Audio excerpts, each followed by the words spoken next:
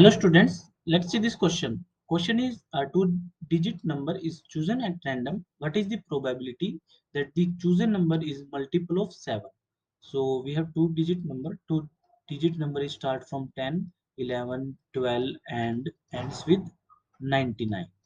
So out of these number, we have to calculate what is the probability of a number that is multiple of 7.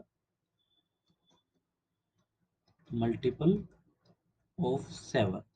So multiple of 7 means 7, 14, 21, 28 and so on. But remember that here 7 will not come because 7 is a single digit number.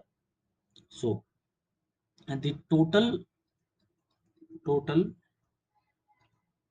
two digit number, total two digit number